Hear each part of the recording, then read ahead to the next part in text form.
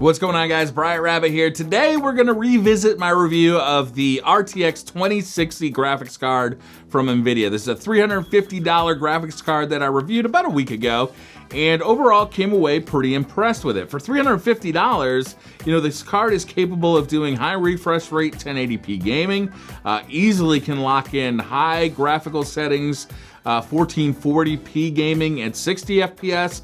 But at 4K, I was kind of like, hey, you know, you probably want to look a little higher up in the product stack to get a good experience. Well, one of the comments in that video was, hey, can this card play Destiny 2 at 4K 60 frames per second? And it got me thinking, because the first time I ever played Destiny 2 was in LA at the reveal event, and that was about 2 years ago. And the hardware that they initially showed us the PC version of Destiny on was running at 4K 60 frames per second. And that was 2-year-old hardware. They had Intel i7 7700K processors with GTX 1080 graphics cards in them. And they were running at 4K, no problem. So the 2060 isn't quite as powerful as the 1080 was, but it's pretty close. It's not that far off. So I wanted to test this out, and that's what we're gonna do today. So we're gonna do a couple of things. First, I'm gonna overclock the graphics card to get it running as fast as I can get it running. Then, we're going to play Destiny 2 and try and hit 4K 60 frames per second. And to me, this is actually really exciting, because for $350, to get a graphics card that can run Destiny 2 at 4K 60 is awesome. Whether you have a 4K monitor in your office that you want to play Destiny 2 on, or if you're like me and have an accessory like the NVIDIA Shield in your living room attached to a 4K TV, this is amazing. I like to sit back sometimes on the couch with my feet up on the coffee table and a controller in my hand and play a little bit of Destiny.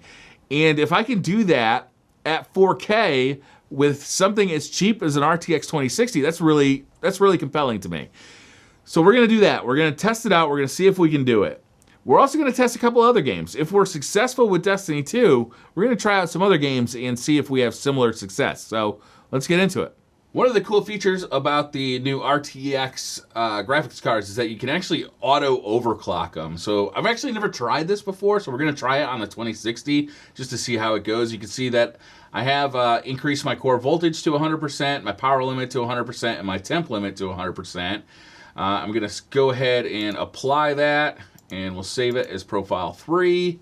And then we're just gonna click this little button here, and this is gonna bring up our voltage frequency curve editor. And we're gonna go ahead and click overclock scanner here, and then click scan. Apparently this takes about 15 minutes, so we're gonna give it time to go and see what happens. All right, the overclock scanner just finished, and you can see this is our new curve according to the overclock scanner. I also went ahead and put in an 800 megahertz overclock to our memory. So we're gonna go ahead and try out Destiny and see what happens. We've gone ahead and loaded into the tower. Up in the top right, I can see that we're at 46 frames per second. Now, this is at 4K in the highest settings, and I really want to hit 60. So let's see if we can go into the settings here. Now, I've got the graphics quality pretty high up. The only thing I've really got turned off is motion blur and wind impulse. That's how I play the game normally at 1080p.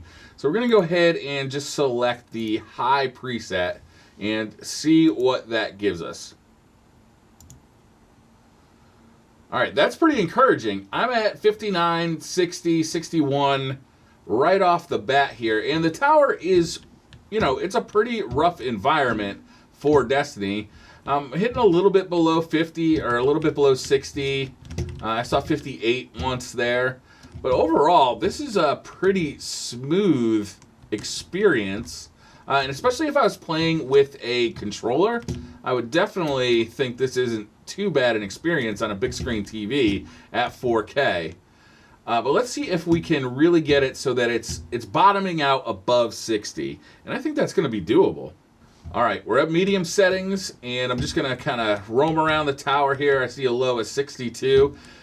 Destiny 2 is kind of hard to benchmark, so you really kind of got to use the in-game frame rate counter, which I'm not real sure how reliable it is, and it certainly doesn't show you your 1% lows or anything, but this seems like a pretty smooth experience.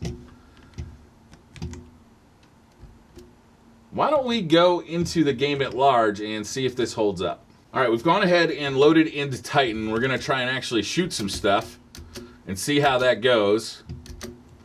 This is a FreeSync monitor, but the monitor only supports FreeSync over HDMI, unfortunately, so that I cannot use the G-Sync compatibility with this monitor. And I was hoping there was a public event here, but it seems like we're not so lucky. Let's head on over here. There's quite a bit of screen tearing. This is playable. This is definitely playable. I seem to be staying around 70 frames per second, which is more than the monitor can handle. So we've gone ahead and loaded Trossland. It's one of the more taxing parts of Destiny. It's on the Earth map, and usually when I see pretty high frame dips, it's usually at this area. There's been a couple of instances in raids as well, but I'm not seeing anything below 60, and that's got me pretty enthusiastic about the viability of playing Destiny 2 in 4K on a 2060. It looks really good. It looks really sharp, and lowering the graphic fidelity didn't seem to really negatively affect in a big way how this game looks, but it certainly helped with the performance. The game looks really sharp. It plays really well. It's playing very smoothly, and I gotta say, I'm pretty happy with the performance of the 2060 in Destiny 2 here. Went ahead and booted up Hitman 2. We're getting pretty rough frame rates here, 40 FPS. Let's see if we can go into the options and improve this. Let me go ahead and get frisked here. All right, I've gone ahead and put all the graphical settings just about as low as I can get them, and I am really struggling to lock in at 60 FPS in a fairly crowded area here. I seem to be topping out at 60. Although now 59, 58, 57, 56. Yeah, it's getting pretty low here. 54. Although I wouldn't say it's game-breaking, to say the least. I think you could probably get away with this by adjusting your settings.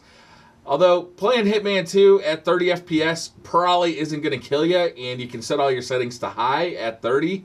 And on a big screen TV, that might be just fine. So really preference as to if you want to really set this thing up to be 30 at super high settings, or if you'd like to maintain 60 but lower your settings some.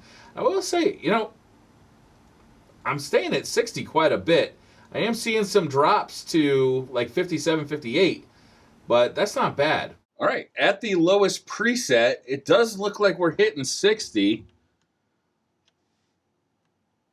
I wouldn't say it's a lock 60. We're hitting 57 pretty consistently, 58, 59. So you could, at the lowest preset, play this game at 4K. You're probably going to see some frame drops in the more taxing areas of the game. All right, so what did we learn about the RTX 2060? Well, I think I was a little bit mistaken as far as 4K gaming on this card goes. It's more capable than I initially thought. Now, you got to check your expectations for sure. Like, if you really want to hit 4K 60 in most modern titles, you still want to go higher up in the range to an RTX 2080 or even a 2080 Ti. But for an older game like Destiny 2, you know, it was able to hit 4K 60 without a problem at the medium graphical settings. And, you know, for somebody like me in my situation where I have an NVIDIA Shield down in the living room, I can use that to game stream off the PC in the office and have a great experience with my feet up on the coffee table, sitting on the couch, a controller in my hand, and just grinding out some stuff in Destiny 2 on the 4K TV in the living room. Like, no problem. Other games are going to give you more problems. Shadow of the Tomb Raider, you know, if I was going to play that game at 4K with the 2060, I'm definitely locking that thing into 30 FPS to avoid getting some of the variable frame rates I was seeing or some of the stuttering.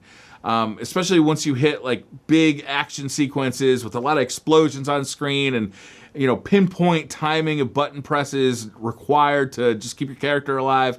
Like, that's not gonna cut it. You're definitely gonna wanna lock that into 30 FPS. Hitman 2, on the other hand, even though I wasn't able to just like keep a steady 60 going with 4K, the frames weren't dipping so low that it became distracting. And, you know, with VSync on and, you know, considering that's a little bit of a slower, more methodically paced game, I have no problem playing that at 4K. So, you know, you got to check your expectations for sure with a $350 card if you expect to play at 4K. But it was more capable than I thought, and if you're a Destiny 2 gamer, like, this is no problem. This is a no-brainer at all. So that's going to do it for this video, guys. Thank you so much for watching. Hit that like button if you liked the video. Hit subscribe if you're new to the channel, and I'll see you guys next time.